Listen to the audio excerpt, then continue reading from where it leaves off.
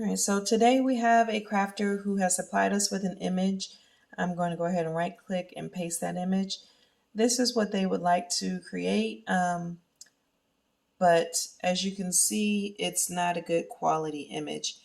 Silhouette will automatically tell you when you have a low resolution image and that it's going to be pixelated and grainy when you try to print it. So when you have a customer that sends you a picture that's a screenshot or copied off of Facebook or something, usually those images are not going to be good quality. So when you print them, they're going to have some pixelation and possibly look a little kind of blurry.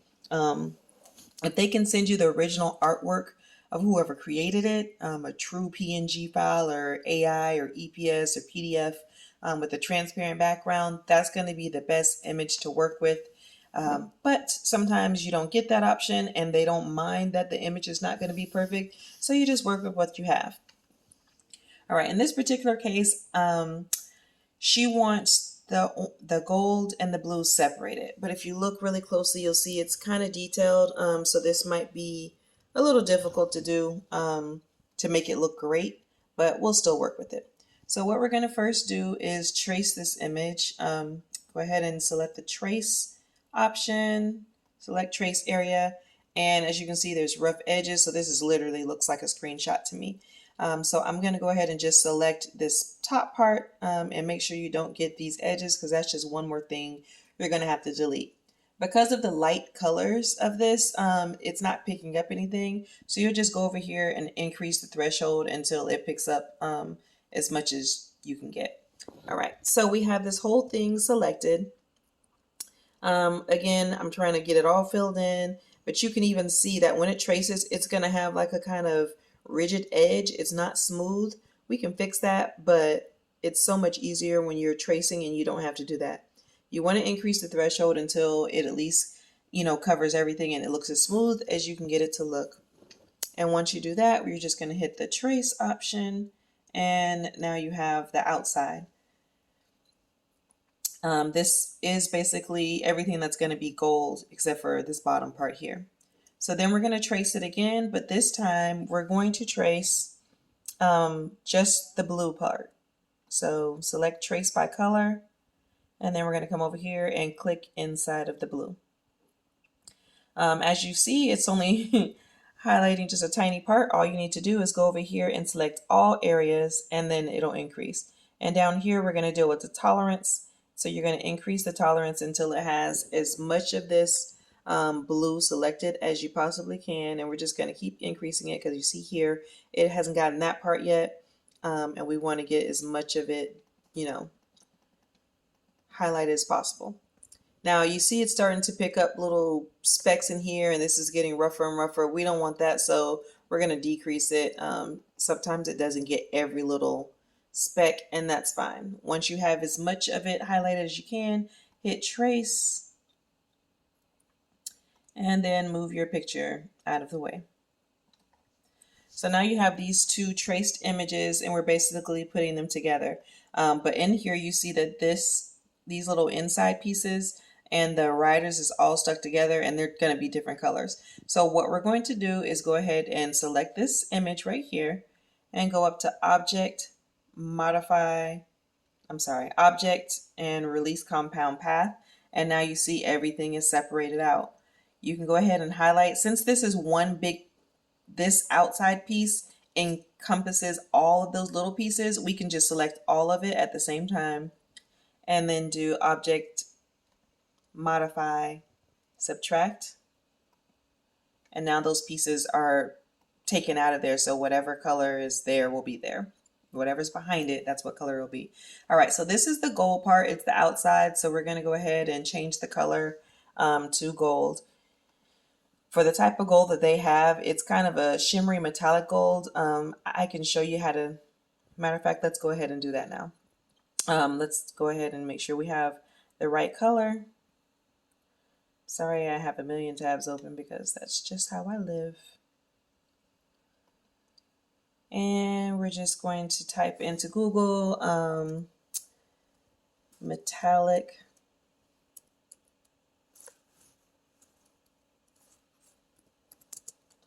gold background. And I have a feeling she's cutting this. So this really is unimportant, but is actually something good for you if you're trying to create a picture that you just want to print later on. So we might as well get that taken care of. Alrighty, so looking at this, let's see. We want a gold that kind of looks similar. This one looks pretty similar. So I'm just going to copy this. It doesn't have to be perfect. I'm going to come here and paste it. I always paste more than one because you never know if you might need it later. So I would just basically put this on top of here. Usually I would send it to the back so I can actually see what I'm doing. Highlight both of them. Object, modify, and crop. And now it has the kind of two-tone color, just like the original. All right, so we have our gold. There's no line around it, I don't think, so let's just make sure. And there we have it. All right, so the words down here, they're individual. You will have to, because we released the compound path, we will need to go inside of here and make these little pieces of the inside stick as well. So all you're doing is selecting it individually because they're not connected. You can't just highlight all of them or everything is going to disappear. You would just select the R and the inside of the R, go up to object again, and we're going to subtract that out, modify, subtract. And now when I move this, the whole thing moves. And you'll have to do that individually for each one of the letters that have insides, so the inside won't be like a whole nother color that you have to do. You just subtract it out. And now I can go ahead and remove the line from it and change the color. And then I would group those together so I don't have to think about it again. All right, so now this part is ready and we just have to get this part here. As you can see, this one is, excuse me, a lot more grainy than when we traced it. So first things first, we don't need the writers. We already have that. So I'm just going to delete them. You can do the release compound path if you want, but if you just delete it with the eraser tool, sometimes that's easier. And now the little specks that you see on the inside are released because that's the only thing that's separate from this. So you can delete those out the way. All right. Now, as far as this is concerned, I'm going to change the color to the blue. If you want to know how to do that, you just use a little syringe tool, go over to your original and suck the color out, basically. And that's how I got it to be that color. But if you look closely at this, it looks like a monster. Like it looks very, very rough around the edges. So I'm going to double click on that. And you see all of these little beads. All of these are different points in the word. So you can just go ahead and there's too many of them. You can hit simplify and it'll kind of simplify it for you as far as taking out some of them. But sometimes when you do that, it will simplify it and do stuff like that. And that's not straight. So what I'm going to do is just go select some of them. Like you see how it's going in here. I'm going to select this particular point and I'm just going to hit the delete. And now that point is gone, so it's just a little straighter. Anywhere that I see like this is too curvy for me, double click again. I don't need this point. You're doing the most. And now it's a little smoother right there. And you see how this looks way smoother than the inside. So I'm just going to keep going until it's like anywhere I see this is going in. I don't want it to go in, delete that. It doesn't need all of these lines because if it does, every single point is literally making it go in a different direction. And we're going to smooth that out by deleting some. And sometimes you have to kind of move them, but sometimes deleting them works just fine. And it's a little tedious, but if you look like this one is going down, I'm just going to push it up a little bit. Way too many dots in here. Don't need all that. It's a pretty tedious little task, but that's what we'll do.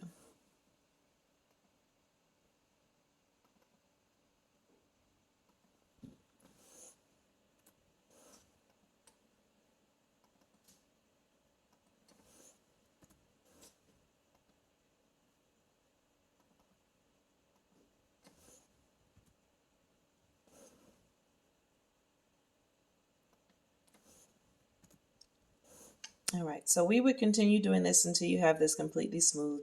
Um, but I'm not going to sit here and do this on this video because I think you get the gist of it, and you can spend the time going ahead and deleting the ones you need to delete, or moving them around if they don't need to be deleted, you know, like this one right here just needs to be pushed out a little bit, and you can go ahead and do all of that and get it to as nice as you possibly can. And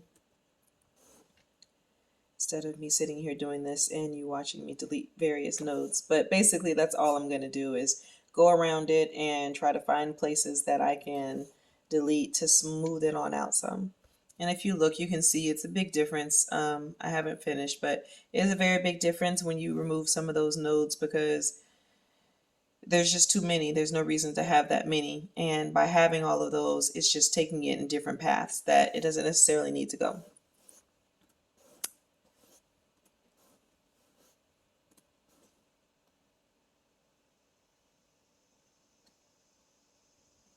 All right, so again, I'll finish this at another time, but the person that's actually doing this for their project will definitely need to spend the time to go ahead and delete some of these out so they can make this a lot smoother and more presentable for the client, because you don't want to give them something ragged and jagged like that. All right, so I'm also going to go ahead and remove the line. When you trace things, it automatically puts a line, and I don't need that line around it.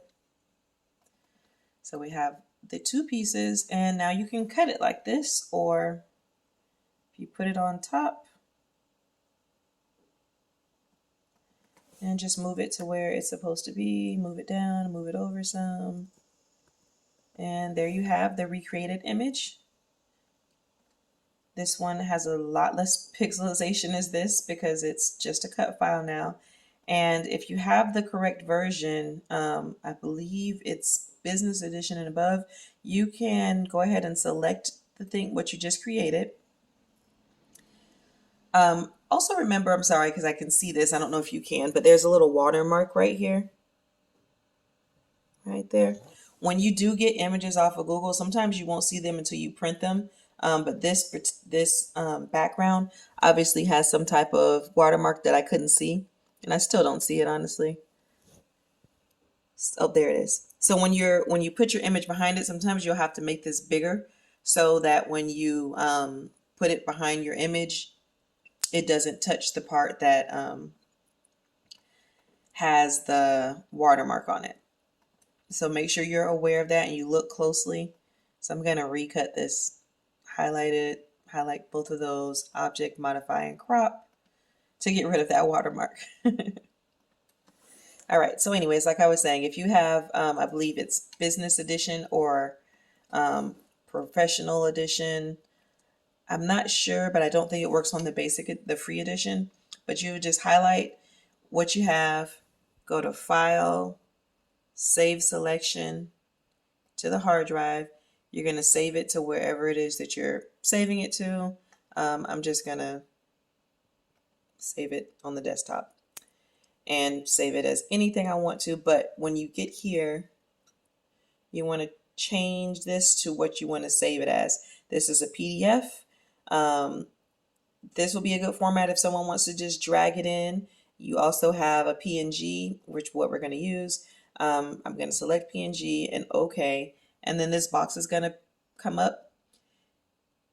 You want to size your image to what they're using it for before you save it. So when they open it, it'll be that size. I always increase my pixel width. I like my stuff to be at least 2000, honestly, the width, but I'm just going to increase it to 1000. I'm not big on this stuff. This is not my area. I'm going to select transparent background and I'm going to save it. So if I want to go back and say I have a blank thing, I can go and go to the desktop, find that image, and voila, my image comes back up. And because it's a PNG, it's just a single file. This is not something I can ungroup or anything like that. If you wanted it to be an SVG, you would save it a little differently. But anyways, there we have it. And you can go ahead and cut this. Oops, sorry. If I hit send, which obviously you would turn it around, but you'll see that all the little insides are cuttable.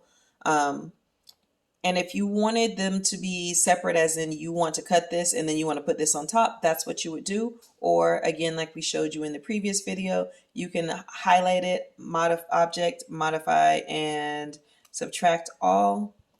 And that way you can just cut that and then sit this inside of it.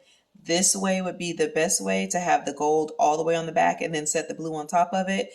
If you do it this way, you're not going to have whatever color the shirt is that you're putting it on. You won't see that in between here. If you do it like this, you see how there's white in between there. If it doesn't line up perfectly, you're going to end up seeing that white or whatever color your shirt is behind it. So this way is best for layering.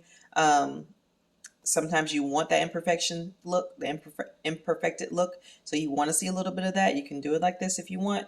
But this way is safer if you want it to look like it's just one image. I hope this video helped. Leave me your questions if you have any.